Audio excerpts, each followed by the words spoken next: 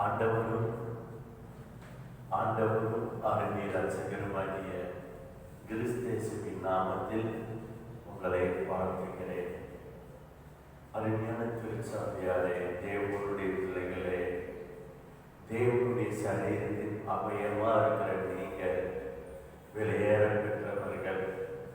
தேவனுக்காக நீங்கள் தெரிந்து கொள்ளப்பட்டிருக்கிறீர்கள். தேவன் உங்களையும் என்னையும் சிருஷ்டித்திருக்கிறார். நம்மை சிருஷ்டித்த தேவனுக்கு நாம் எப்பொழுதும் பாத்திரவான்களாக இருக்க வேண்டும் என்று தேவன் விரும்புகிறார். ரசிக்கப்பட்ட ஒவ்வொருவரையுமே அப்படி திருச்சபையில் வைத்திருக்கிற ஒவ்வொருவருமே அவருக்கு பாத்திரவான்களாக இருக்க வேண்டும். ஆனால் அநேகர் அபாத்திரவான்களாய் மாறி தேவனுடைய நோக்கத்தை, தேவனுடைய அழைப்பை அசட்டை பண்ணி தேவனை துக்கப்படுத்துகிற ஒரு வாழ்க்கைக்கு நேராக அநேகர் கடந்து செல்கிறார்கள். அறிஞன தேவ பிள்ளையே, இன்றைக்கும் கூட நாம் நம்மை படைத்தவருக்காய் அழைக்கப்பட்டிருக்கிறோம். ஆகவே நாம் அழைப்பிலே உறுதியாய் தருத்திருக்க வேண்டும் என்று தேவன் விரும்புகிறார். அறிஞன திருச்சாவியாரே, கர்த்தர் நமக்கு தந்திருக்கிற பரிசுத்த வேதத்திலிருந்து சில வேத வார்த்தைகளை தியானித்து அழைப்பு பற்றி அநேக வேத வசனங்கள் இருந்தாலும் இன்றைக்கு இருக்கிற நேரத்திலே சில வேத வார்த்தைகளை தியானித்து நம்மை முற்றிலுமாய் நாம் தேவனுக்கு ஒப்பு கொடுத்து அவருடைய பாத்திரமாய் அவர் நம்மளை பயன்படுத்தும்படியாய் நாம் இன்றைக்கு நம்மை அர்ப்பணிக்க போகிறோம். அறிஞான திருச்சபையாரே, நம்மை தேவன் சபையில வைத்திருப்பதற்கு ஒரு அழைப்பு இருக்கிறது, ஒரு திட்டம் வைத்திருக்கிறார், ஒரு தீர்மானத்தை வைத்திருக்கிறார். நம்மளோடு அவர் செயல்படும்படியாக சில காரியங்களை அவர் முன்பாகவே ஏற்படுத்தி வைத்திருக்கிறார். ஆகவே அதற்கு நாம் நம்மை முழுமையாய் அர்ப்பணிக்க வேண்டும். அந்த அழைப்புக்கு இடத்திலாக எந்த காரியம் இருந்தாலும் அதை தூக்கி எறிய நாம் எப்பொழுதுமே ஆயத்தமாய் இருக்க வேண்டும். 2 தெசலோனிக்கேயர் 1:12 இப்படியாக சொல்கிறது: நம்முடைய தேவன் உங்களை தமது அழைப்புக்கு பாத்திரராகவும் தமது தகையுள்ள சித்தம் முழுவதையும் விசுவாசத்தின் கிரியையும் பலமாய் உங்களிடத்தில் நிறைவேற்றவும் வேண்டும் என்று எப்பொழுதும் உங்களுக்காக வேண்டிக் கொள்கிறோம். தெசலோனிக்கேயருடைய சபை கருத்தாய் ஜெபிக்கிறது. தெசலோனிக்கேயருடைய சபைக்காக பவுல் கருத்தாய் ஜெபிக்கிறார். எதற்காக ஜெபிக்கிறார் என்றால், தேவனுடைய அழைப்புக்கு பாத்திரராய் இருக்கும்படியாக அந்த சபை ஜெபிக்கிறது. அருமையான தேவ பிள்ளையே, எபேசியர் 1:4 இப்படியாக சொல்கிறது: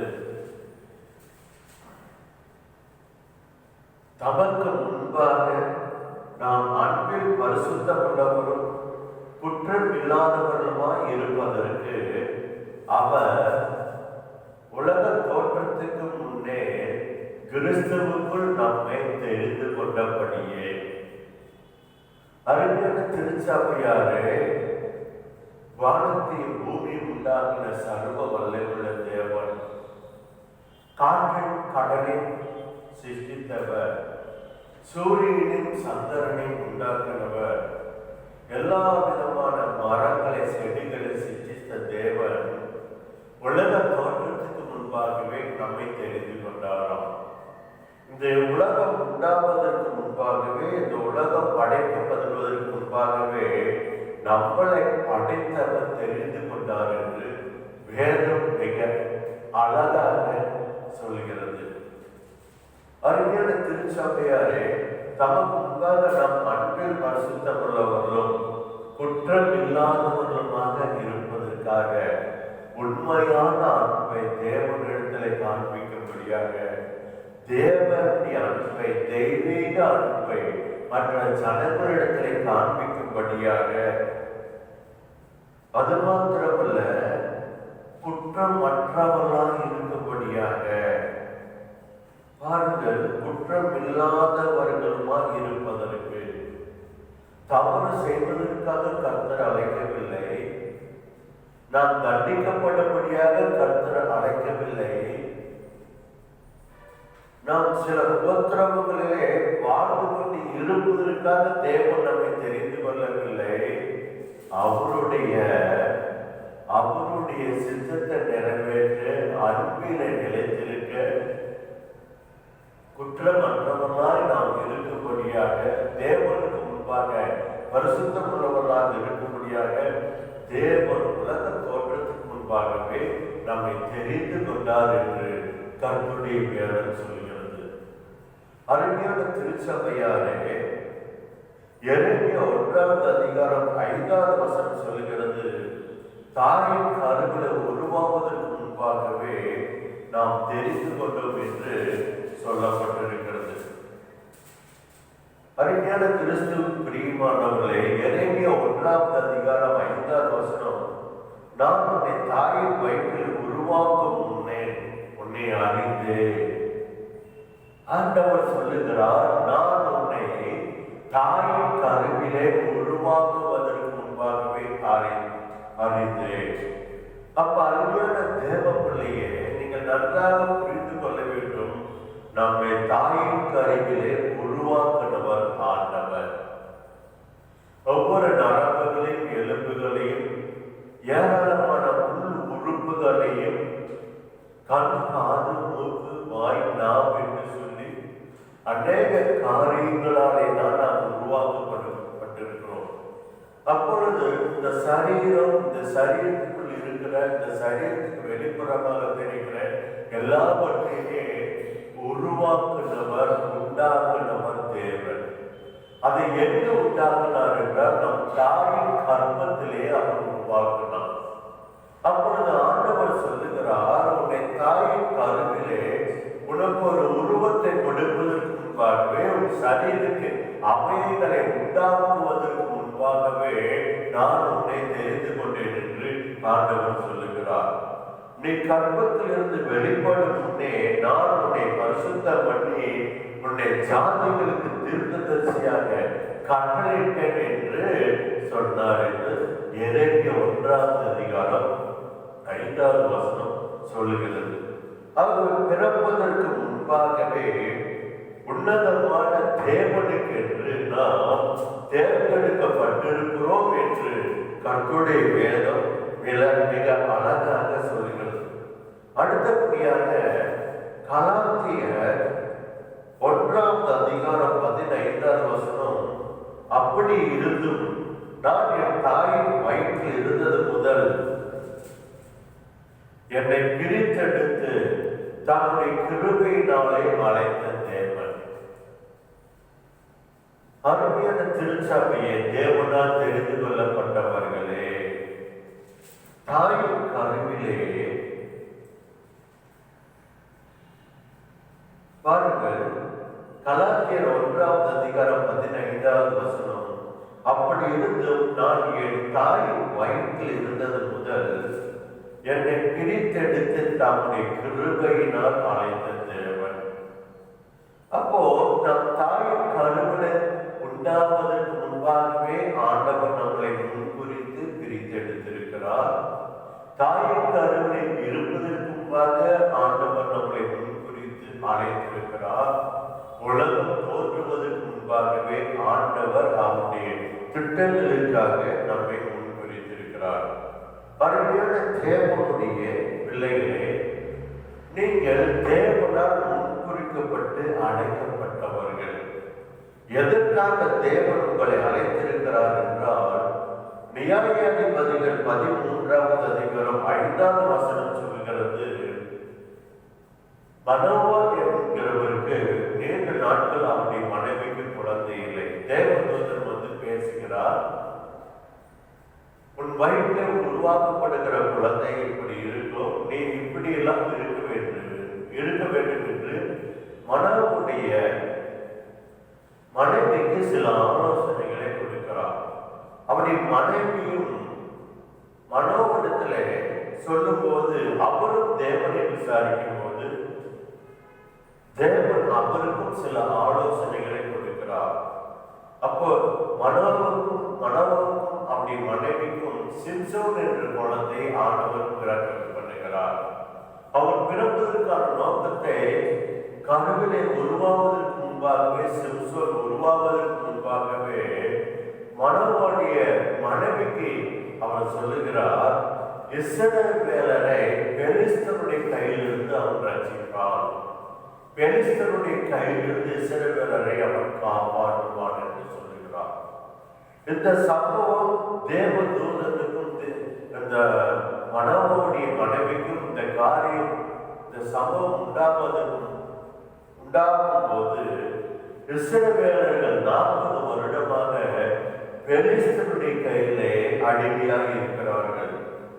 தேவனுக்கு பிரியமில்லாத காரியங்களை இஸ்ரவேலர் செய்த பொழுது பெலிஸ்தர் கையிலே தேவன் இவர்களை ஒப்புக் கொடுத்தார் என்று வேதம் சொல்லுகிறது.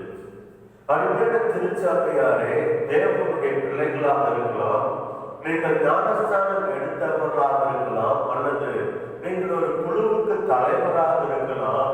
ஆனால் தேவனுக்கு பிரியமில்லாத காரியங்களை நாம் செய்யும் போது, நீங்கள் செய்யும் போது ஆண்டவர் நம்மை விட்டு விலகுகிறவராக இருக்கிறார்.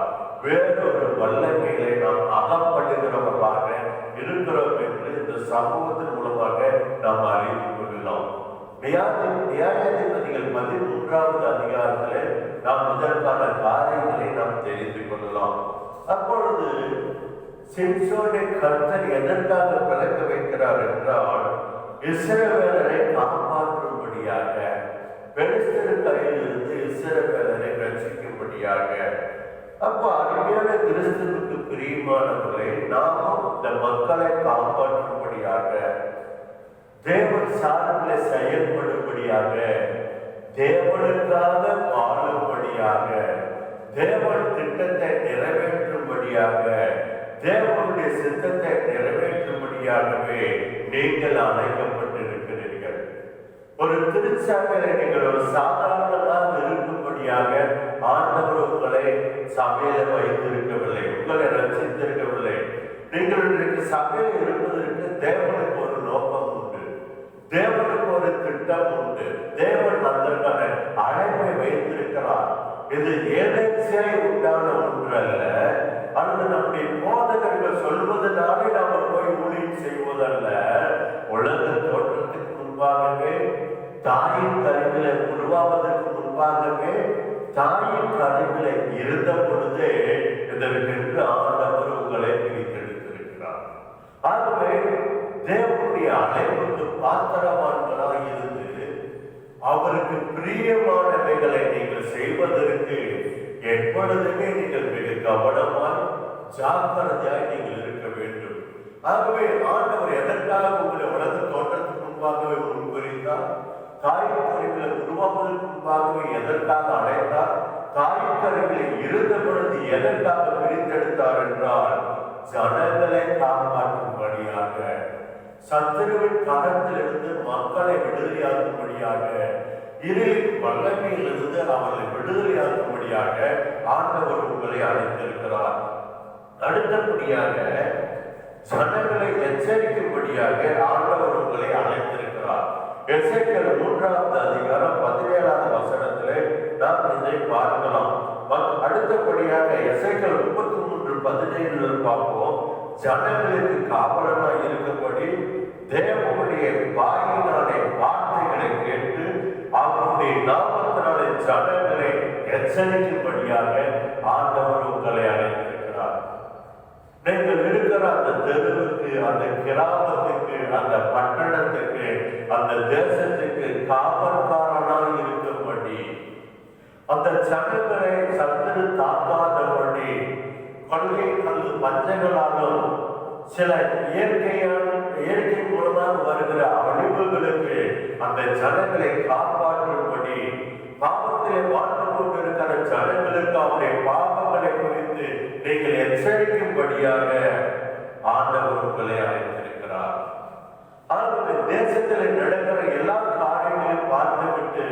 அதை ரசித்து சிரித்துக் கொண்டு இருப்பதற்காக தேவன் அழைக்கவில்லை. ஜனங்களை நீங்கள் எச்சரிக்கும்படியாக, ஜனங்களுக்கு காவலனாக இருக்கும்படியாக, தேவன் கொடுக்கிற வார்த்தைகளை கேட்டு பட்டணத்துக்கு அறிவிக்கும்படியாக, சபைக்கு அறிவிக்கும்படியாக, உங்களோடு இருக்கிறவர்களுக்கு நீங்கள் அறிவிக்கும்படியாக ஆண்டவர் உங்களை அழைத்திருக்கிறார். அருமையான தேவ பிள்ளையே, கர்த்தர் எதற்காக உங்களை அழைத்திருக்கிறார், தெரிந்து கொண்டிருக்கிறார் என்றால், நீங்கள் சத்துருக்களுக்கு எதிர்த்து நிற்கும்படியாக அழைத்திருக்கிறார். அவரது ஆயுதங்களை அணிந்து கொண்டு சாத்தானின் தந்திரங்களை எதிர்த்து போராடும்படியாக ஆண்டவர் உங்களை அழைத்திருக்கிறார்.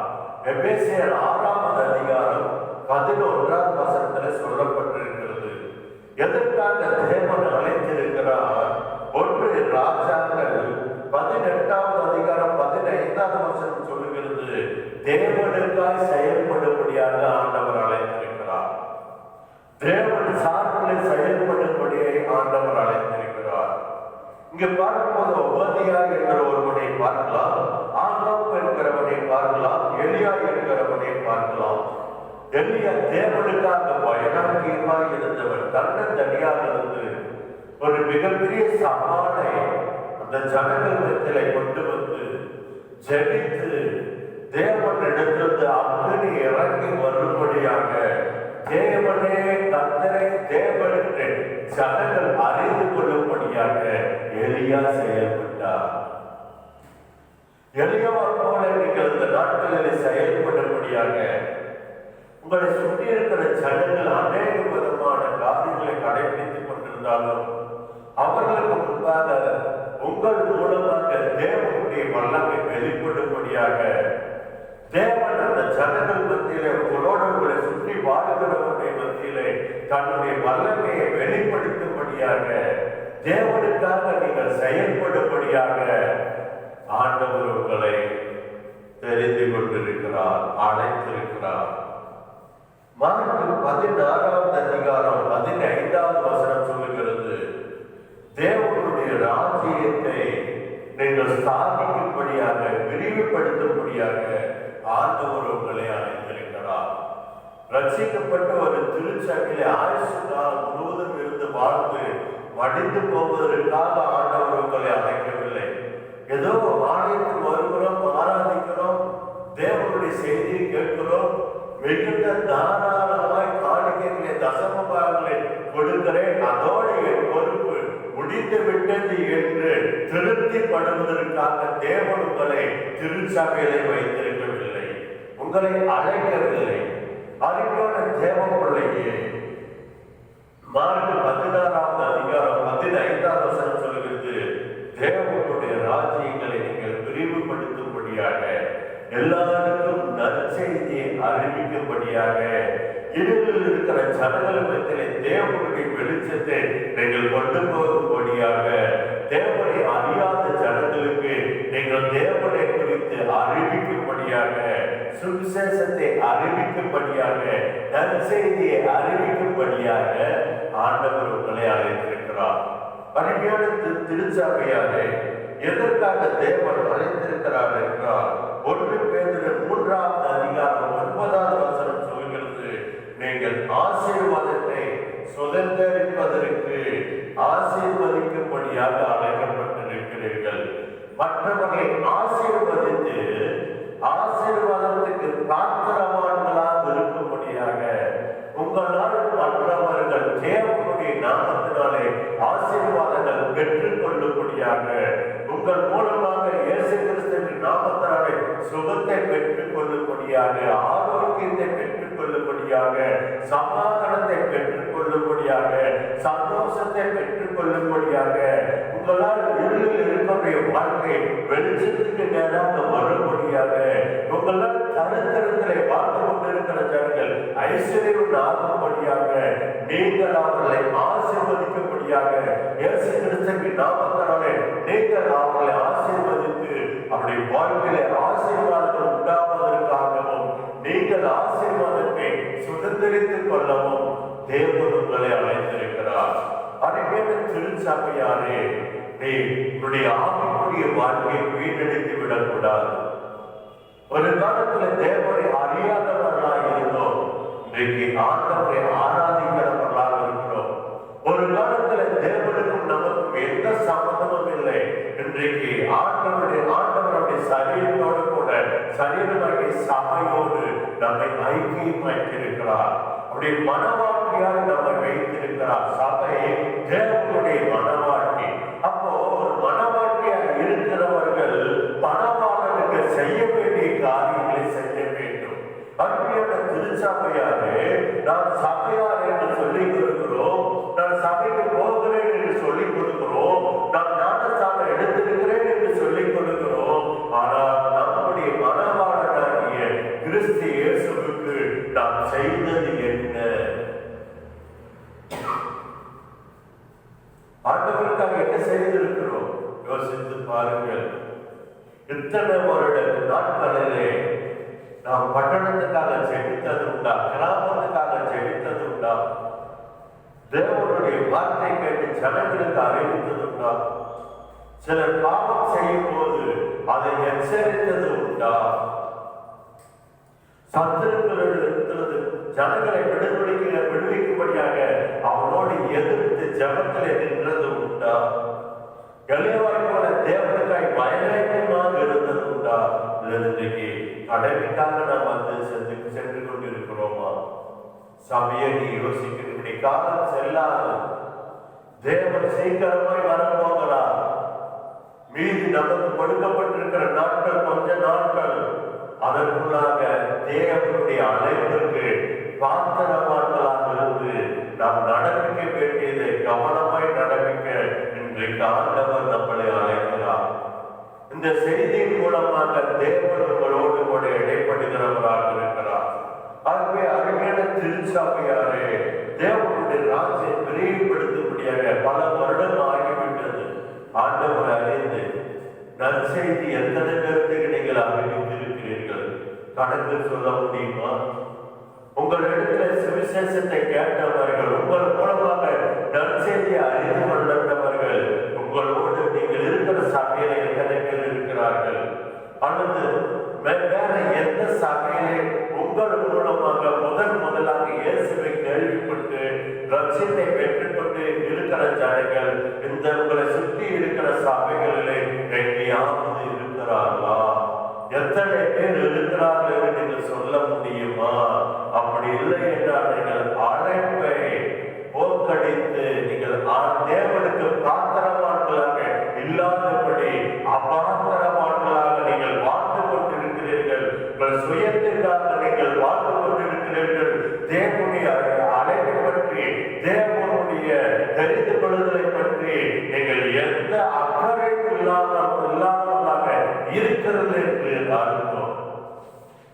ஆகவே அருமையான திருச்சபையாரே, நீங்கள் படைத்தவருக்காய் அழைக்கப்பட்டிருக்கிறீர்கள்.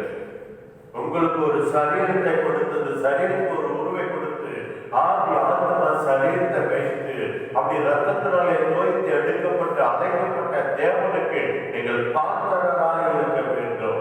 படைத்தவருக்கு நீங்கள் பாத்திரராய் இருங்கள். தேவனுடைய அழைப்பிற்கு நீங்கள் பாத்திரமானவர்களாக இருக்க வேண்டும் என்றே வேதம் சொல்லுகிறது. எந்த அளவுக்கு நாம் பாத்திரமானவர்களாக இருக்க வேண்டும், எந்த அளவுக்கு தேவன் மேல் நாம் அன்பு கோர வேண்டும் என்று சொல்லி நாம் மத்தேயு 10வது அதிகாரம் 37வது வசனத்திலே நாம் வாசிக்க போகிறோம். மத்தேயு 10:37, தகப்பனையாவது தாயையாவது என்னிலும் அதிகமாய் நேசிக்கிறவன் எனக்கு பாத்திரன் அல்ல, மகனையாவது மகளையாவது என்னிலும் அதிகமாய் நேசிக்கிறவன் எனக்கு பாத்திரன் அல்ல. தேவனை விட்டுட்டு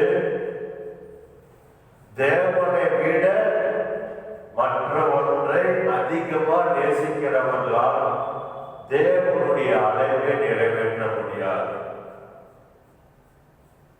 தேவனுக்கு நீங்கள் பயன்பட முடியாது. தேவனுக்கு பயன்படுகிற பாத்திரமாய் நீங்கள் இருக்க முடியாது. நீங்கள் தேவனுக்கு பயன்படுகிற பாத்திரமாய் இருக்க வேண்டும் என்றால் நீங்கள் உங்களை சுற்றி இருக்கிற எல்லாவற்றை காட்டிலும் வானத்தின் பூமி உண்டாகிற சர்வ வல்லமையுள்ள தேவனையே நீங்கள் அதிக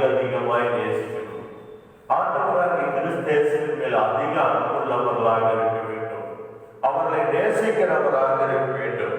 மத்தேயு 8வது அதிகாரம் 21, 22, 23 வசனம் சொல்லுகிறது. நீங்கள் கேட்கலாம், எப்படின்னு தாயை விட தகப்பனை விட? அப்ப ஆண்டவருடைய ஊழியத்துக்கு போயிடலாம், தாயை விட்டு தகப்பனை விட்டுட்டு ஊழியத்துக்கு போயிடலாம், ஊழியத்து செய்தரலாமா என்று சொல்லி நீங்கள் கேட்கலாம். ஆனால் மத்தேயு 8வது அதிகாரம் 21, 22, 23 வசனத்தை நாம் வாசிக்கும் போது அது இப்படியாக சொல்லப்பட்டிருக்கிறது. அவருடைய சீசரில் வேறு ஒருவன் அவரை நோக்கி, ஆண்டவரே, முன்பு நான் போய் என் தகப்பனை அடக்கம் பண்ண எனக்கு உத்தரவு கொடுக்க வேண்டும் என்றார் என்று சொல்லப்படுகிறது. இங்க சொல்லுகிறார் மத்தேயு 10:37, என்னை விட தாய் தகப்பனை நேசிக்கிறவன் தன் மகனை நேசிக்கிறவன் எனக்கு பாத்திரமானார் இருக்க மாட்டார் என்று ஆண்டவராகிய சொல்லுகிறார். இங்கு 8வது அதிகாரத்திலே 21வது வசனம் சொல்லுகிறது, அவருடைய சீசர், அவரோடு கொடுத்த சீசரில் ஒருவன் வந்து சொல்லுகிறான், ஆண்டவரே, என் தகப்பனை நான் அடக்கம் பண்ண வேண்டும் என்று கேட்கிறான். ஆண்டவரே, முன்பு நான் போய், ஆண்டவரே, உன்னை பின்பற்றுவதற்கு முன்பாக, உன் பின்னாலே செல்வதற்கு முன்பாக, உனக்கு நான் சில பணிவிடைகளை செல்வதற்கு முன்பாக என் தகப்பனை அடக்கம் பண்ண எனக்கு உத்தரவு கொடுக்க வேண்டும் என்று கேட்கிறான். இந்த சேசருடைய தகவல் மறித்து போய்விட்டான். ஒரு மகனா இருந்து தன் தகவலுக்கு செய்ய வேண்டிய காரியங்கள் இவனுக்கு உண்டு. சில பொறுப்புகள் இருந்தாலும் ஆண்டவர் சொல்லுகிறார், அதற்கு இயேசு, மரித்தோர் தங்கள் மரித்தோரை அடக்கம் பண்ணட்டும், நீர் என்னை பின்பற்றி வா. மத்தேயு 8வது அதிகாரம் 22வது வசனம் சொல்லுகிறது. இதெல்லாம் பைபிள் படிச்சாதான் தெரியும். பைபிள் ஒரு காட்சி பொருளா வீட்டுல டேபிள் மேல ரேக்கில் வைப்பதற்காக ஆண்டவர் நம் கையில் பைபிளை கொடுக்கவில்லை. வேதத்தை கொடுத்து நீங்கள் யார், கர்த்தர் யார், எதற்காக இந்த பூமியில பிறந்திருக்கிறீர்கள், எதற்காக ஒரு திருச்சபையில வைத்திருக்கிறீர்கள், எதற்காக ஒரு திருச்சபையில் வைத்து உங்களுக்கு போதகரை கொடுத்து போதித்துக் கொண்டிருக்கிறார் என்பதை நீங்கள் வேதத்தை படிக்கும் போதுதான் தெரிந்து கொள்ள முடியும். அடிக்கடி திருச்சபையாரே பார்க்கலாம், சொல்கிறார், மரித்தோர் தாங்கள் மரித்தோரை அடக்கம் பண்ணட்டும், என்னை பின்பற்றி வா. ஆத்மாவுடைய மறித்து போய் பாவத்திலும் அக்கிரமத்திலே வாழ்ந்து கொண்டு பாவத்தை துணிகரமாய் செய்கிற, தேவனுக்கு பயப்படுகிற பயம் இல்லாதவர்களை வாழ்ந்து கொண்டிருக்கிறார்களே, அவர்கள் உயிரோடு இருந்தாலும் செத்தவர்கள் என்று வேதம் சொல்கிறது. இந்த இடத்துல அதுதான் நான் அப்படிதான் அர்த்தத்தை புரிஞ்சு கொள்கிறேன்.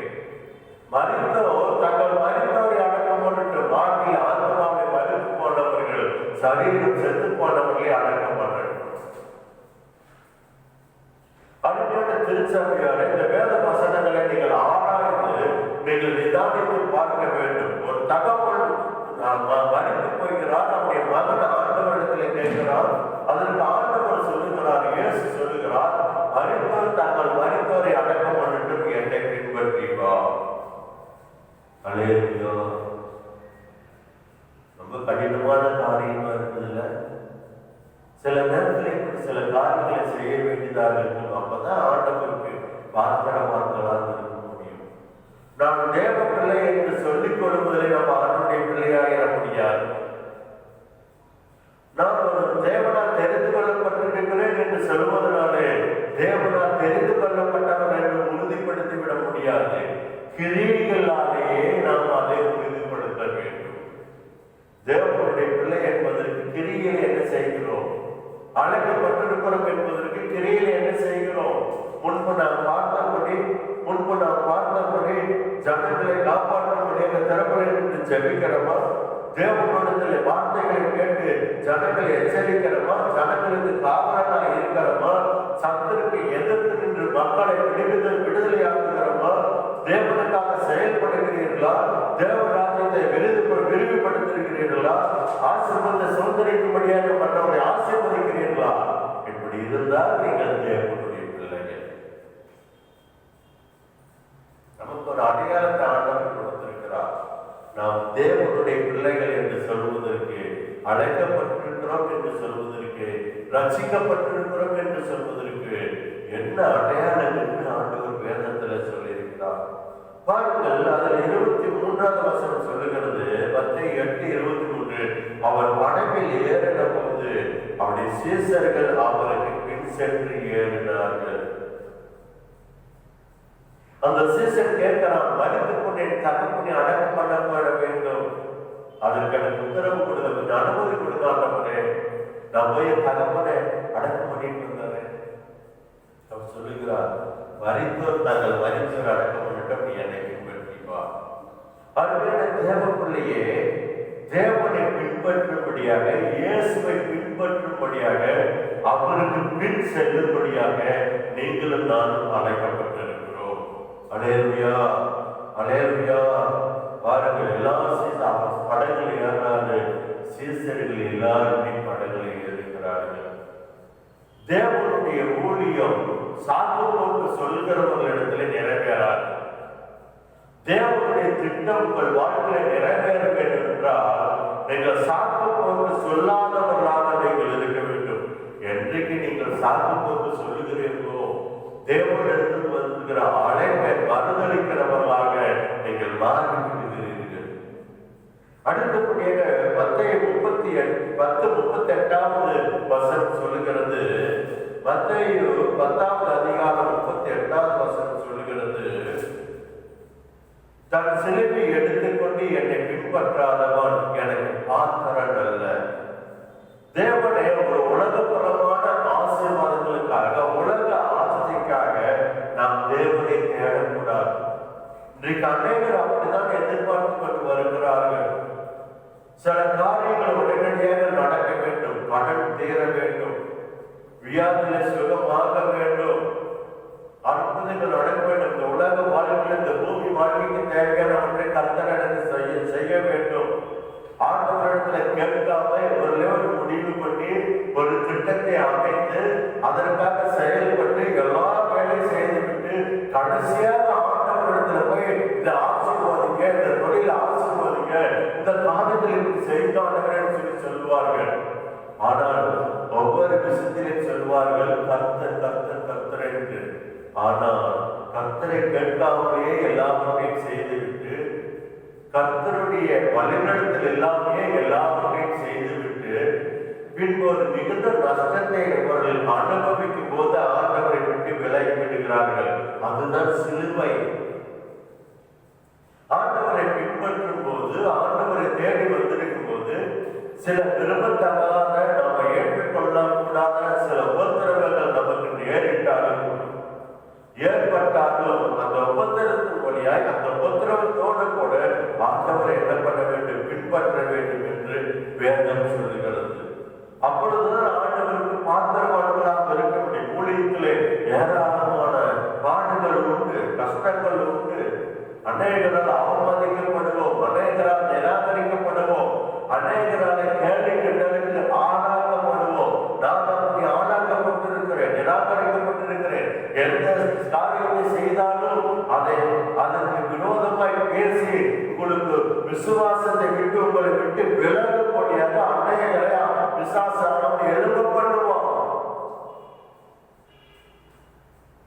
ஒரு பாடலை பாடும்போது பாட்டு நல்லாருன்னு சொல்லி இனிமேல் பாட்டு பாடவே வேண்டாம் அப்படிங்கிற மாதிரி உங்களை என்ன பண்ணுவார்கள், சிலுவை கொண்டு வருவாங்க. ஜெபித்த என்ன எப்படி ஜெபிக்கிறீங்க? பைபிள் படிச்ச எப்ப பார்த்தாலும் பைபிள் படிச்சுட்டே இருக்கீங்களா?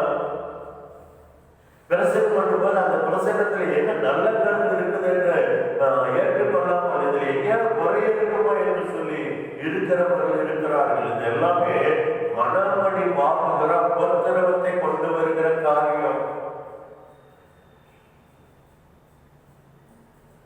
அப்ப இப்படிப்பட்ட நம்மளை சுற்றி இருக்கிறவர்களே, நம்ம அருகில் இருக்கிறவர்களாலேயே நாம் சில உபத்திரவங்களுக்கும், சில நெருக்கதலுக்கும், சில நிராகரிக்கப்படுதலுக்கும் நாம் ஆளாக்கப்படுவோம். ஆனால் அழைப்பு உங்கள் மேல் இருக்கிறது. நம்மளை சுற்றி இருக்கிறவர்கள், நம்மளை நிராகரிக்கிறவர்கள், நம்மளை தூசிக்கிறவர்கள், நம்ம மேல் வேண்டாத இல்லாத பணிகளை போடுகிறவர்கள் நம்மளை உலக தோட்டத்திற்கு முன்பாக முன்குறிக்கவில்லை, தெரிந்து கொள்ளவில்லை. தாயின் கருவில் உருவாவதற்கு முன்பாக அவங்க தெரிந்து கொள்ளவில்லை.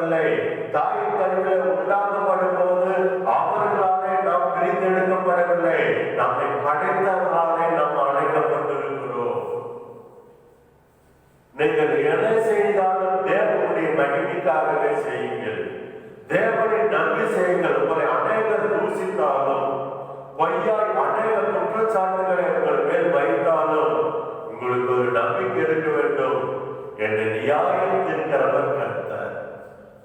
என்னுடைய ஒவ்வொரு நொடியும், என் வாழ்க்கையின் ஒவ்வொரு நொடியையும், என் வாழ்க்கையில் ஒவ்வொரு கிரியைகளும் சோதித்து அறிந்து பார்த்து கொண்டு என்னை பார்த்து கொண்டே இருக்கிற என் தேவனுக்கு நான் எப்படி இருக்கிறேன் என்று தெரியும். என் வாழ்க்கை எப்படி இருக்குமே இருக்குது என்று தெரியும். என்னை நான் அவருக்கு முன்பாகத்தான் நியாயத்திற்குள்ளே நிற்க போகிறேன். என்னை சுற்றி இருக்கிறவர்கள் சொல்லுகிற காரியத்திலே இவர்கள் முன்பாக போய் நாம் நியாயத்திற்குள்ளே நிற்க போறது கிடையாது. நம்ம எப்படி நியாயம் இருக்கிறார்களோ அப்படியே அவர்களும் நியாயம் தீர்க்கப்படுவார் என்று வேதம் சொல்கிறது. ஆகவே அதற்கான திருச்சாமியாரே, உங்களுக்கு எவ்வளவு உத்தரவுகள் வந்தாலும் நீங்கள் ஊழியத்தை விட்டு விடாதபடி, அழைப்புகளை விட்டு பின்வாங்கி போய்விடாதபடி, தேவனுடைய அழைப்புகளை உறுதியாய் நிலைத்திருந்து தேவ சமூகத்திலே காத்திருந்து அழிந்து போகிற ஆத்துமாக்களுக்காக, தேவனுக்காக, தேவனுக்கு சார்பிலே இந்த ஜனங்களை மீட்டெடுக்கும்படியாக செயல்படும்படியாக ஆண்டவர் உங்களை அழைத்திருக்கிறார். ஆகவே நீங்கள் உங்களை படைத்தவருக்கு பாத்திரவான்களார்கள். உலகத்தை பிரியப்படுத்தும்படியாக, மனிதர்களை பிரியப்படுத்தும்படியாக, ஊழியக்காரரை, போதகரை பிரியப்படுத்துகிற ஒரு வாழ்க்கை வாழக்கூடாது. வாழ்க்கை தேவனுவை கனப்படுத்துகிறதாக, தேவனுடைய அழைப்புக்கு மாத்திரம் உள்ளதாக நீங்கள் இருக்க வேண்டும்.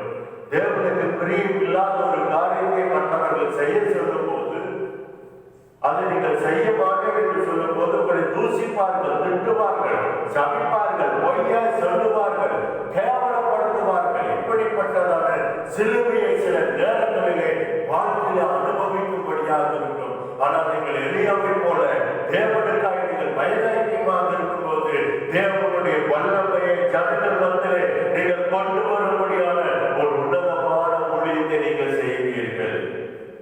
அன்றைக்கு எலியாவின் மூலமாக அக்னி இறக்கப்பட்டது. உங்கள் மூலமாக தேவன் என்ன காரியங்களை செய்ய போகிறார் என்பது அவருக்கு மாத்திரமே தெரியும். யாத்திராகமம் 34ஆம் அதிகாரம் 10ஆம் வசனம் சொல்லுகிறது, நான் உன்னோடு கொடுத்து செய்ய போகிற காரியம் மிகவும் பயங்கரமாயிருக்கும். இதுவரைக்கும் யார் மூலமாகவும் நடக்காத காரியங்களை ஆண்டவர் உங்களை கொண்டு செய்ய போகிறார். உங்கள் மகனை கொண்டு, உங்கள் மகனை கொண்டு, உங்கள் பேரனை கொண்டு, உங்கள் பேத்தியை கொண்டு, உங்கள் மனைவியை கொண்டு, உங்கள் கணவனை கொண்டு செய்ய போகிறார்.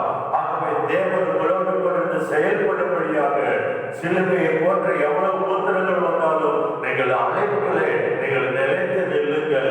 தேவனுடைய கரத்தை முத்தரை மோதனமாக நீங்கள் இருப்பீர்கள். அல்லேலூயா.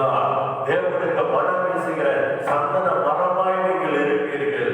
அடுத்தபடியாக லூக்கா 7ஆம் அதிகாரம் 4ஆவது வசனம் சொல்லுகிறது, 100க்கு அதிபதியானவருடைய வேலைக்காரன் வியாதி கொண்டிருக்கிறான். அப்பொழுது 100க்கு அதிபதியானவன் ஆண்டவரிடத்தில் போய், இந்த இடத்துல பாருங்களே, மூப்பர்களை இடத்துல சொல்லி தேவனிடத்துல வேண்டிக் கொள்ளுங்கள் என்று சொல்வதாக இந்த பகுதியில் சொல்லப்பட்டிருக்கிறது. நீங்கள் லூக்கா 7ஆம் அதிகாரத்திலே நீங்கள் ஆராய்ந்து பாருங்கள், தியானித்து பாருங்கள், அநேக காரியங்களை நீங்கள் அறிந்து கொள்வீர்கள். அப்பொழுது இயேசுவின் இடத்துல சொல்லுகிறார்கள், இவர் 100க்கு அதிபதியானவரை பற்றி சொல்லுகிறார்கள். என்ன சொல்லுகிறார்கள் என்றால், இயேசுவின் இடத்துல இவர் இந்த அற்புதத்துக்கு பாத்திரமானாய் இருக்கிறான். யார்? ஒரு இடத்துல வேலை செய்கிறவர் அற்புதத்துக்கு, சுகத்துக்கு பாத்திரமானா இருக்கிறான். ஏனென்றால் இந்த 100க்கு அதிபதியானவர் ஜனங்களிடத்துல மிகுந்த அன்புள்ளவர். நமக்காக ஆலயத்தை கட்டி கொடுத்திருக்கிறார் என்று 100க்கு அதிபதியானவரை குறித்ததான சாட்சி இயேசுவின் இடத்திலே பகிரப்படுகிறது. அப்பொழுது இயேசு போகும் பொழுது அந்த 100க்கு அதிபதியானவர் சொல்லுகிறார், என் வீட்டுக்கு வருவதற்கு நான் பாத்திரமான அல்ல, ஒரு வார்த்தை சொல்லும், என் வேலைக்காரன் சுத்தமாகுவான். அல்லேலூயா. அப்ப அதுக்கான திருச்சபையாக ஒரு கூட்ட ஜனங்களுக்கு தலைவரா இருக்கும்படியாக, ஊழியக்காரரா இருக்கும்படியாக, உங்கள் மூலமாக அநேகர் சுகம் அடையும்படியாக, கட்டுகளுக்கு விடுதலையாக்கப்படும்படியாக, தேவன் உங்கள் மூலமாக அனுப்பப்படுகிற வார்த்தையினாலே ஜனங்கள் விடுதலையாக்கும்படியாக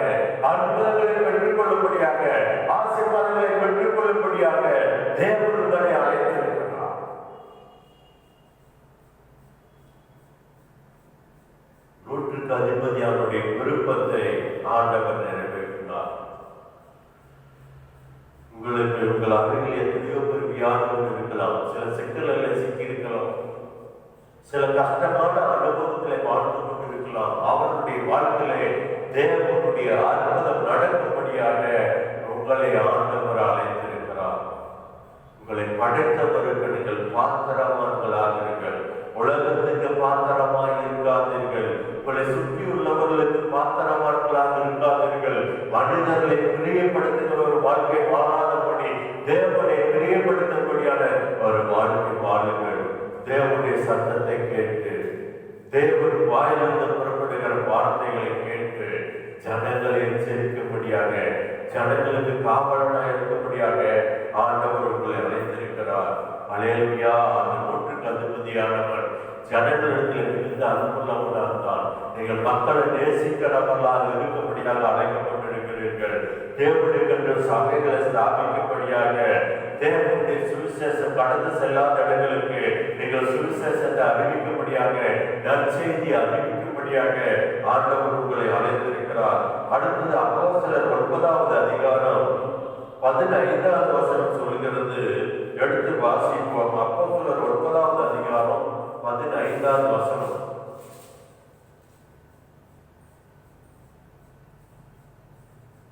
நீ போ, அவன் புற ஜாதிகளுக்கும் ராஜாக்களுக்கும் இஸ்ரவேல் புத்திரருக்கும் என்னுடைய நாமத்தை அறிவிக்கிறதற்காக நாம் தெரிந்து கொண்ட பாத்திரவானாய் இருக்கிறான். அல்லேலூயா.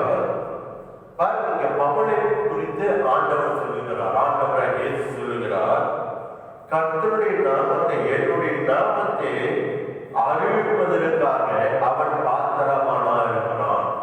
அருமையான திருச்சபையாரே, நீங்கள் உங்களை படைத்தவருக்கு பாத்திரமானவர்களாக இருக்க, புற ஜாதியார்களுக்கு, மற்றவர்களுக்கு, எல்லா ஜனங்களுக்கும் தேவனுடைய நாமத்தை அறிவிக்கும்படியாக, நற்செய்தி அறிவிக்கும்படியாக, சுவிசேஷத்தை அறிவிக்கும்படியாக நீங்கள் பாத்திரமானவர்களாக இருக்கிறீர்கள். நீங்கள் அவரால் தெரிந்து கொள்ளப்பட்ட பாத்திரம். ஆகவே மற்றவர்களுக்கு இயேசுவை அறிவிப்பதற்காக தேவன் பவுலை எடுத்து பயன்படுத்தினார், தெரிந்து கொண்டார். அதே பொழுது நாட்களிலே நீங்கள் இயேசுவை அறிவிப்பதற்காக நீங்கள் தேவனாலே தெரிந்து கொள்ளப்பட்ட பாத்திரவான்களாக இருக்கிறீர்கள். 1 தெசலோனிக்கேயர் 2வது அதிகாரம் 11வது வசனம் சொல்கிறது, அழைத்த தேவனுக்கு நாம் பாத்திரராய் நடக்க வேண்டும். ஆகவே தம்முடைய ராஜ்யத்திற்கும் மகிமைக்கும் உங்களை அழைத்த தேவனுக்கு நீங்கள் பாத்திரராய் இருக்க வேண்டும். நான் ரசிக்கப்பட்டிருக்கிறேங்க. எதுக்கு ரசிக்கப்பட்டிருக்கிறோம்? நான் ஞானஸ்தானம் எடுத்துட்டேங்க. எதுக்கு ஞானஸ்தானம் எடுத்திருக்கிறோம்? திருச்சபையாரே, யோசிக்க வேண்டும். தேவனுக்கு பாத்திரமாய் இருக்கும்படியாக, அவருக்கு பாத்திரமாய், அவருக்கு பிரியமாய், அப்படி திட்டத்தை நிறைவேற்றும்படியாக, அப்படி சித்தத்தை நிறைவேற்றும்படியாக, அவருடைய அழைப்புல உறுதியாக இருக்கும்படியாக, அப்போஸ்தலரை போல ஒரு வேலை ரத்த சாட்சியால் மறிக்க வேண்டியதாக இருந்தாலும், உலகத்தில் இருக்கிற மற்றவர்கள் எந்த உத்தரவுகள் நமக்கு வந்தாலும் நம் அழைப்புல உறுதியா இருந்து, அந்த அழைப்பின் பாத்திரத்திலே உறுதியா இருந்து, அதற்கு நாம் தகுதி உள்ளவர்களாக இருக்கும்படியாக நம்மை தேவனுக்கு முன்பாக உண்மை உள்ளவர்களாக வைத்து, அவருடைய ராஜ்யத்திற்கும் மகிமைக்கும் அவர் நம்மளை அழைத்திருக்கிறார். அவருடைய ராஜ்யத்திற்காக நம்மளை அழைத்திருக்கிறார். அவருடைய மகிமை நம் வாழ்க்கையை வெளிப்படும்படியாக, மக்களுடைய வாழ்க்கையை வெளிப்படும்படியாக தேவன் நம்மளை அழைத்திருக்கிறார். ஆகவே அருமையான சபையாரே, உங்களை படைத்தவர் உங்களை அழைத்திருக்கிறார். அவருக்கு பாத்திரராய் இருங்கள்.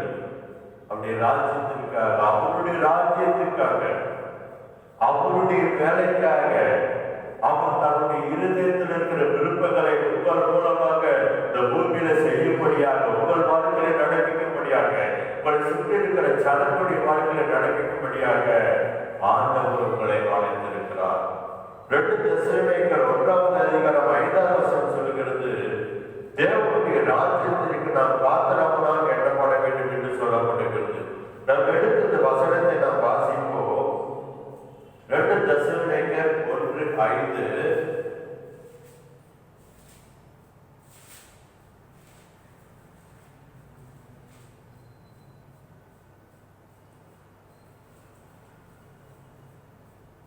நீங்கள் தேவனுடைய ராஜ்யத்தின் நிமித்தம் பாடு அனுபவிக்கிறவர்களாக இருக்க அந்த ராஜ்யத்திற்கு நீங்கள் பாத்திரம் கட்டப்படுபடிக்கு தேவன் நியாயமான தீர்ப்பு செய்கிறவர் என்பதற்கு அதுவே அத்தாட்சியாக இருக்கிறது.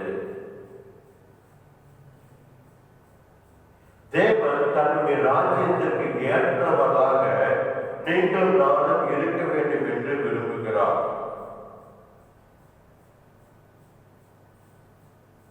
நாம் சில துன்பத்தின் வழியாக இன்றைக்கு இருந்தாலும், துன்பப்பட்டுக் கொண்டிருந்தாலும், தேவனுடைய ராஜ்யத்துக்கு இந்த துன்பத்தின் வழியிலே நாம் பாத்திரவார்களாக இருக்க வேண்டும் என்று ஆண்டவர் நம்மை தெரிந்து கொண்டிருக்கிறார்.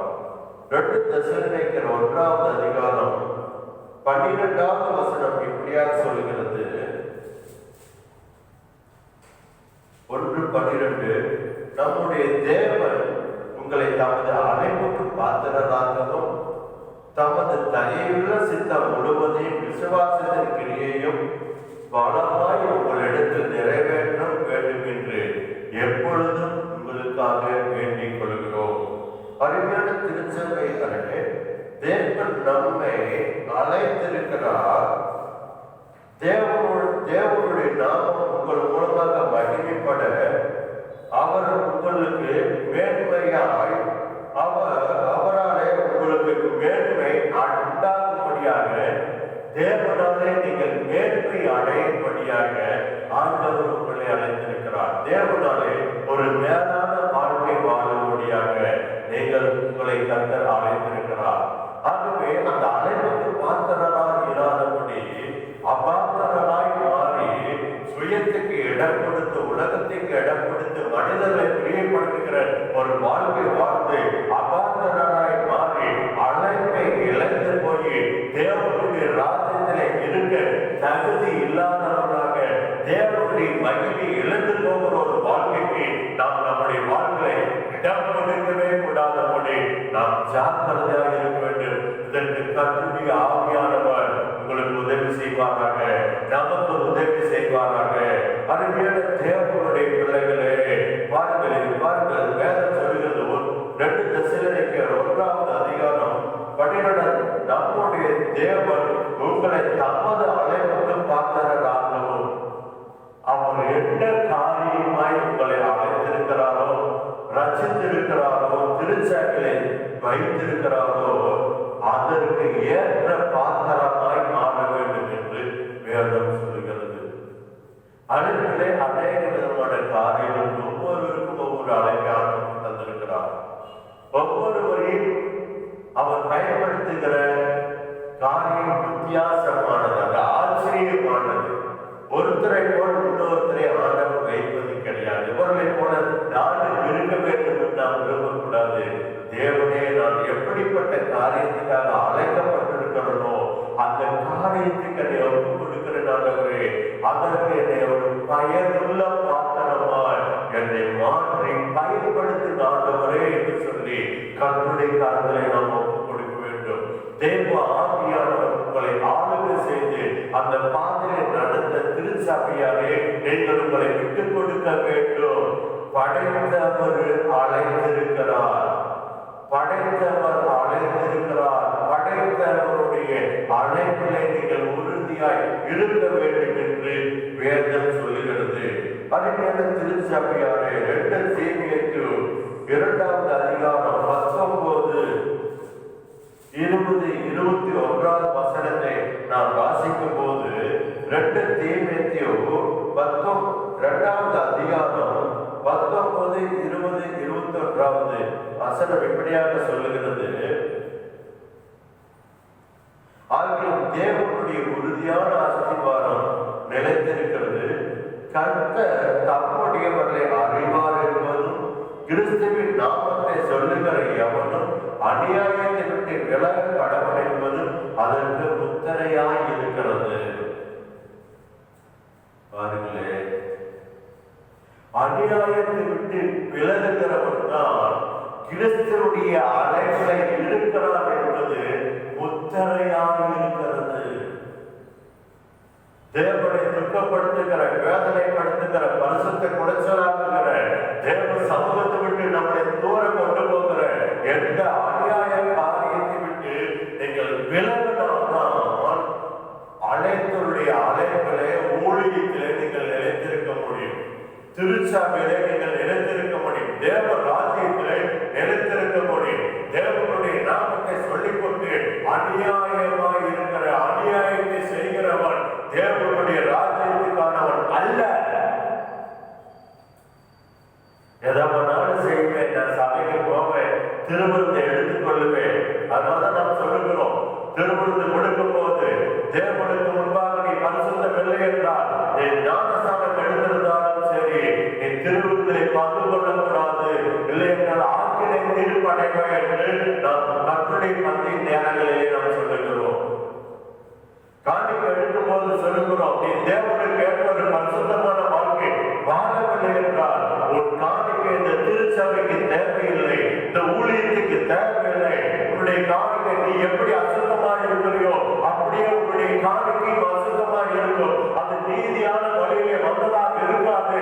நீ உன் காணிக்கை இந்த ஊழியத்துக்கு உன் தசம்பாகத்தை செலுத்தாது என்று காணிக்கை வேலையிலே அறிவிக்கிறோம். ஊழியம் தேவனுடையது, பார்த்துக் கொள்வார் அவர். அப்படி சபையை போஷிக்க அவரால் முடியும், அப்படி ஊழியக்காரனை போஷிக்க அவரால் முடியும். எதை வேணாலும் செய்துவிட்டு, அநியாயத்தை செய்துவிட்டு ஆண்டவரை பயன்படுத்த வேண்டும் என்றால் எப்படி பயன்படுத்துவார்? தேவனுடைய நாமத்தை சொல்லுகிறவர்கள் பாருங்க, தேவனுடைய உறுதியான அஸ்திவாரம் நிலைத்திருக்கிறது. கர்த்தர் தம்முடையவர்களை அறிவார் என்பது கிறிஸ்துவின் நாமத்தை சொல்லுகிற எவனும் அநியாயத்தை விட்டு விலக கடவர். பரிசுத்த வேதத்துக்கு விரோதமாக எதை செய்தாலும் அது அநியாயமே. அந்த அநியாயத்தை நீ விட்டுட்டு என்றைக்கு வருகிறாயோ அன்றைக்குதான் ஆண்டவரை பயன்படுத்த முடியும். அப்பொழுதுதான் தேவனுடைய பாத்திரமாக இருக்க முடியும், தேவனுடைய பிள்ளையாக இருக்க முடியும். அப்பொழுதுதான் அவர் இடத்துல நீ கிட்டி சேர முடியும். அப்படி சத்தத்தில் அமர்ந்திருந்து அப்படி சத்தத்தை கேட்டு ஜனங்களை நீ எச்சரிக்க முடியும். நீயே அநியாயத்தை செய்து கொண்டிருப்பாய் என்றால், நீயே உன் கணவனுக்கு விரோதமாய், உன் மனைவிக்கு விரோதமாய், உன் பிள்ளைகளுக்கு விரோதமாய், சபைக்கு விரோதமாய், தேவனுக்கு விரோதமாய், உன் ஆவி ஆத்ம சரீரத்துக்கு விரோதமாய் ஒரு அநியாயத்தை செய்து கொண்டு தேவனுடைய நாமத்தை சொல்லிக்கொண்டு எப்படி நீ தேவனுடைய பாத்திரனாய் இருக்க முடியும்?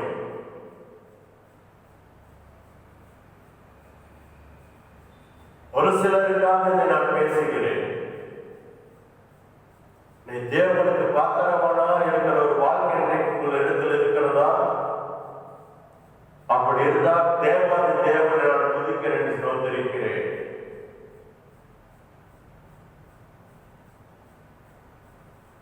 கிறிஸ்துவுடைய நாமத்தை சொல்லுகிறவர், நான் கிறிஸ்துவேன், நான் சபைக்கு போகிறேன், நான் வேதத்தை வாசிக்கிறேன், நான் ஞானஸ்தானத்தை எடுத்திருக்கிறேன், நான் தசமபாகத்தை கொடுக்கிறேன், காணிக்கை கொடுக்கிறேன், நான் ஊழியத்தை செய்கிறேன் என்று சொல்லுகிறவர் அநியாயத்தை விட்டு விலக வேண்டும் என்று தேவன் அவருடைய ஆவியானவராலே ஏவப்பட்டு அவருடைய ஊழியக்காரராலே வேதத்தில் எழுதுவது வைத்திருக்கிறார். 2 தீமோத்தேயு 2வது அதிகாரம் 19வது வசனம் சொல்லுகிறது, அநியாயத்திலே வாழ்கிறவனுக்கு இயேசுவுடைய நாமத்தை சொல்ல எந்த விருதையும் கிடையாது.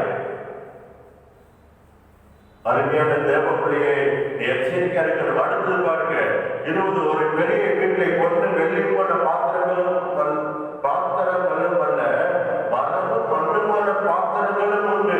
அவைகளில் சில கடத்துக்குரியதும்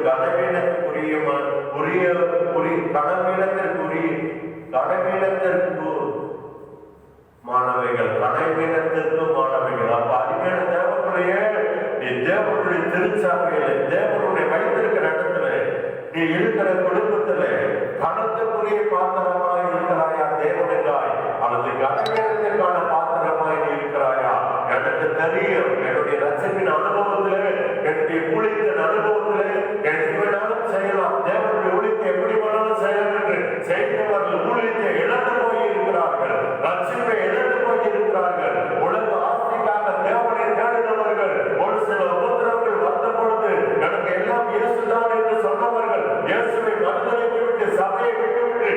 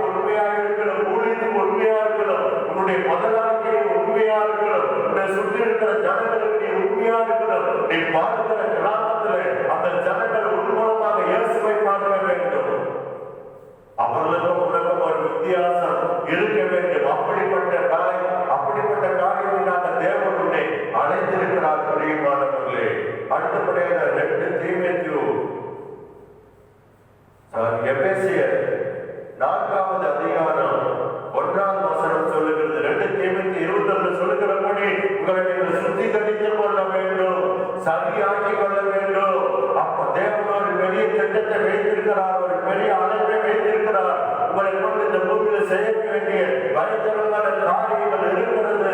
ஆனால் அநியாயத்தை விட்டு விலகுகிறவர்களை தான் கர்த்தர் பயன்படுத்த முடியும். பொய் பேசுகிறவர்களையும், திருடுகிறவர்களையும், மற்றவர்களை வஞ்சிக்கிறவர்களையும், ஏமாற்றுகிறவர்களையும், துரோகம் பண்ணுகிறவர்களையும், உபச்சார வேஷத்துக்கு விற்கிற கபலானை செய்து கொண்டு உலகத்தின் பின்பாக ஓடுகிற மனிதர்களை பிரியப்படுத்துகிற வாழ்க்கை வாழ்கிறவர்கள் தேவனுக்கு பாத்திரமானவர்களாக இருக்க முடியாது. தேவன் தான் உங்களுடைய தேவன் என்றால், ஆண்டவரை இயேசுதான் ஆண்டவர் என்றால், நீ அவருக்கு பிரியப்படாத எந்த காரியத்தை விட வேண்டும். ஊழியம் செய்ய வேண்டும் என்றால், தேவன் உங்களை பயன்படுத்த வேண்டும் என்றால், அநியாயத்தை விட்டு விலக கடவுள் என்று சொல்லி 2 தீமோத்தேயு 2ஆம் அதிகாரம் 19ஆம் வசனம் சொல்கிற மாதிரி, நீங்கள் அநியாயத்தை விட்டு எந்த அநியாயத்தையும் எந்த அநியாயக்காரனோடு கூட நீங்கள் சம்பந்தப்படுத்திக் கொள்ளக்கூடாது. நீங்கள் அதை விட்டு விலகி இருக்கும் போது கர்த்தருடைய அழைப்புக்கு பாத்திரமானவர்களாய் நீங்கள் இருப்பீர்கள். 21ஆம் வசனம் சொல்கிறது, 2 தீமோத்தேயு 2ஆம் அதிகாரம் 21ஆம் வசனம், ஆகிய ஒருவன் இவைகளை விட்டு தன்னை சுத்திகரித்துக் கொண்டால் அவன் பரிசுத்தமாக்கப்பட்டது. பாருங்க, எல்லா அநியாயத்தை விட்டு நான் தேவனுடைய கணக்குரிய பாத்திரம் என்று அறிந்து தன்னை சுத்திகரித்துக் கொண்டால் அவன் பரிசுத்தமாக்கப்பட்டதும் எஜமானனுக்கு உபயோகமானதும் எந்த நறுக்கினைக்கும் ஆயத்தமாக்கப்பட்டதுமான கணக்குரிய பாத்திரமானா இருப்பான். அல்லேலூயா. தேவன் ஒரு மகிமையான வாழ்க்கைக்காக உங்களை அழைத்திருக்கிறார். பிரியமானவர்களே, உங்களை படைத்தவர் ஒரு நோக்கத்தோடு தான் படைத்திருக்கிறார். என்ன நோக்கத்துக்காக? நீங்கள் எஜமானனுக்கு உபயோகமா இருக்கும்படி, தேவனுக்கு பயன்படுகிற பாத்திரமா இருக்கும்படி, எந்த நற்கிரைக்கும் ஆயத்தமாக்கப்பட்டதோட கடத்துக்குரிய பாத்திரமா இருக்கும்படிய, கடத்துக்குரிய பாத்திரம். கனவீனமா இருப்பதற்காக ஆண்டவர் உங்களை அழைக்கவில்லை. பாவங்களும் சாபங்களும் வியாதிகளும் வேதனைகளை வாழ்வதற்காக ஆண்டவர் உங்களை அழைக்கவில்லை. நீங்கள் கவனமாய் ஆண்டவரை தேட வேண்டும், அழைப்பை காத்துக் கொள்ள வேண்டும். எபேசியர் 4ஆம் அதிகாரம் 1ஆம் வசனம் சொல்லுகிறது. கடைசியாக இதை நாம் தியானித்து நாம் ஜெபிக்க போகிறோம். எபேசியர் 4ஆம் அதிகாரம் 1. ஆதலால் கர்த்தர் நிமித்த பட்டுண்டவனாகி நான் உங்களுக்கு சொல்லுகிற புத்தி என்னவெனில், நீங்கள் அழைக்கப்பட்ட அழைப்புக்கு பாத்திரவான்களாய் நடந்து, கடைசியா திருச்சபையானே சர்வ வல்லமையுள்ள தேவனுக்கு நீங்கள் பாத்திரவான்களாய் இருங்கள். ஆண்டவர் உங்களை பயன்படுத்துவார், உங்களை கொண்டு பெரிய காரியங்களை செய்வார். ஆகவே இன்றைக்கு நாம் நம்மை ஆய்வு செய்வோம். தேவ சமூகத்தில் உங்களை அர்ப்பணியுங்கள். தேவன் உங்களை உருவாக்கும்படி, கிறிஸ்து உங்களுக்குள் உருவாக, பரிசுத்தம் உருவாக, வரங்களாலே வல்லமையினாலே நீங்கள் நிரப்பப்பட, தேவ மகிமையினாலே நீங்கள் மூடப்பட, தேவனுக்கு உபயோகமான பாத்திரமாக இருக்கும்படியாக ஒரு குழுவுக்கு, ஒரு கூட்டத்துக்கு, ஒரு சபைக்கு நீங்கள் தலைவர்களாக இருக்கும்படியாக, எதிர்க்கிற ஜனங்களுக்கு தேவனுடைய வெளிச்சத்தை கொண்டு போகும்படியாக தேவன் உங்களை படைத்திருக்கிறார். உங்களை படைத்தவர் அவருடைய திட்டம் நிறைவேறும்படியாக, அவருடைய சித்தம் நிறைவேறும்படியாக, அவருடைய விருப்பத்துக்கு ஏற்றபடி நீங்கள் செயல்படும்படியாக உங்களை அழைத்திருக்கிறார். படைத்தவர் அழைத்திருக்கிறார். அவருடைய கரங்களிலே நீங்கள் உங்களை ஒப்புக் கொடுங்கள். உங்களை பயனுள்ள பாத்திரமாய் அவர் பயன்படுத்துவார். நாம் ஜெபிப்போம். ஸ்தோத்திரம் ஆண்டவரே, எங்களை நேசிக்கிற எங்கள் அன்பின் பரலோக பிதாவே, துதிக்கிறோம், சொல்லிருக்கிறோம். நீ நல்லவர், நன்மை செய்கிறவர். ஆண்டவராகிய கிறிஸ்துவின் நாமத்தினாலே உடைய முகத்தை நாங்கள் பார்க்கிறோம். ஆண்டவரே, ஆண்டவரே, நீங்கள் எங்களை படைத்திருக்கிறீர், அழைத்திருக்கிறீர், நீங்கள் தெரிந்து கொள்ளப்பட்டிருக்கிறீர். கடற்கக்கூடிய பாத்திரமாய் உடைய கரத்தில் இருந்து நாங்கள் பயன்படும்படியாக உடைய விருப்பத்தை நிறைவேற்ற, ஆண்டவரே, அழைப்பை நிறைவேற்ற, ஆண்டவரே, சபையார் ஒவ்வொருவரையும் ஆண்டவரே ஆசீர்வதியும். அப்பா, ஆவியான தேவன் அசைவாடுவீராக. ஆண்டவரே, கிறிஸ்துவின் நாமத்தை சொல்லுகிறவன் அநியாயத்தை விட்டு விலக வேண்டும் என்று சொல்லியிருக்கிறீங்க. ஆண்டவரே, நான் இயேசுவினுடைய பிள்ளை, நான் திருச்சபையில் இருக்கிறேன், நான் சபை ஆராதனை கலந்து கொண்டிருக்கிறேன், நான் ஞானஸ்தானத்தை எடுத்திருக்கிறேன் என்று சொல்லிக்கொண்டு, ஆண்டவரே, அநியாயம் செய்யக்கூடாது, அக்கிரமம் செய்யக்கூடாது, உலகத்தின் பின்பாக போக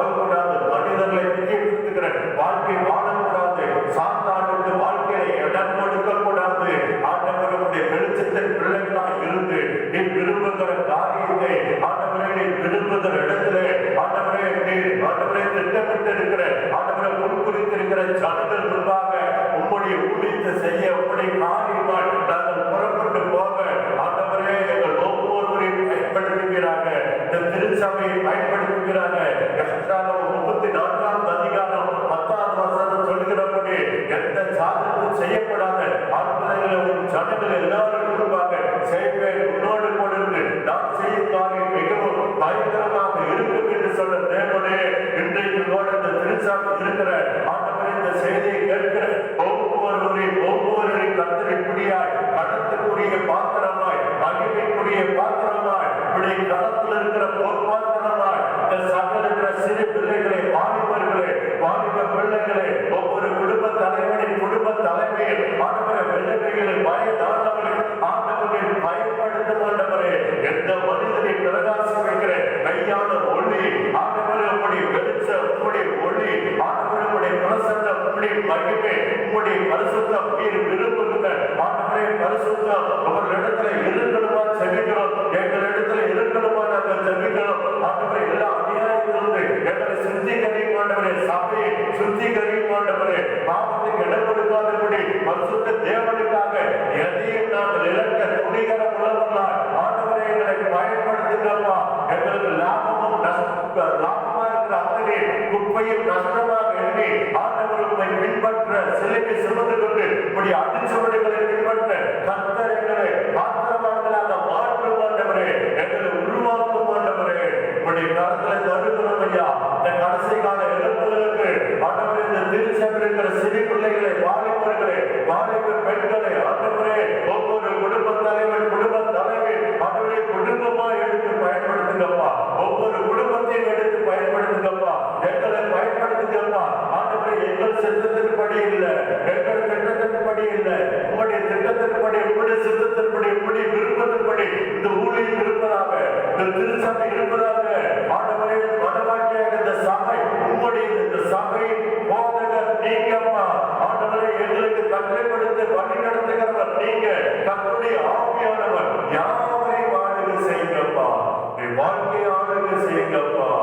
ஆண்டவரே அப்பா, இருக்கிற இடத்துல காவல்காரனா இருக்கும்படியாக இப்படி சத்தத்தை கேட்டு ஜனங்களுக்கு அறிவிக்கிறவர்களாக, ஜனங்களை எச்சரிக்கிறவர்களாக, நித்தியத்துக்கு இந்த மக்களை ஆதாயப்படுத்துகிறவர்களாக, உங்களுடைய அன்பை விட்டு தூரத்தில் இருக்கிற ஜனங்களை மண்ணிலே கொண்டு வரும்படியாக ஒவ்வொருவரையும் பயன்படுத்துங்க. சின்னவன் 1000 சிறியவன் வளர்ந்த ஜாதி நாவான் என்று சொன்னீங்களே, அவர்களை 1000 அவர்களை கொண்டு 1000 ஜனங்கள் ஆண்டவரின் மண்ணைக்கு வருவார்களாக. 1000களுக்கு 16,000களுக்கு அவர்களை ஆசீர்வாதமாய் வையும் ஆண்டவரே. ஆண்டவரே, இந்த செய்தி கேட்கிறவர்களே அப்போஸ்தலர்களாக, தீர்க்கதரிசிகளாக, சுவிசேஷகர்களாக, மேய்ப்பர்களாக, போதகர்களாக உடைய ராஜ்யத்தை ஆண்டவரே எங்கும் ஸ்தாபிக்கிறவர்களாக ஆண்டவரே சேர்ந்திருக்கிறோம். ஆண்டவரே, உடைய மகிமையை வெளிப்படுத்துகிறவர்களாக, உடைய வல்லமையை மக்கள் மத்தியிலே கட்டமைத்து விடுகிறவர்களாக, இந்த பூமியிலே பெரிய செய்யும்படியாக தன்னை முற்றிலுமாய் அர்ப்பணித்தவர்களாக, ஒவ்வொருவரையும் தேவன் தகுதி உள்ளவர்களாக மாற்றும் ஆண்டவரே. தேவனே, எங்களை முற்றிலுமாய் உடைய கரத்திலே தாழ்த்துகிறோம் ஐயா. இந்த நிமிடம் ஆண்டவரே, நாங்கள் சுவாசிப்பது, நின்று கொண்டிருப்பது இப்படி தயமாண்டவரே, தந்த ஜீவன் ஆண்டவரே.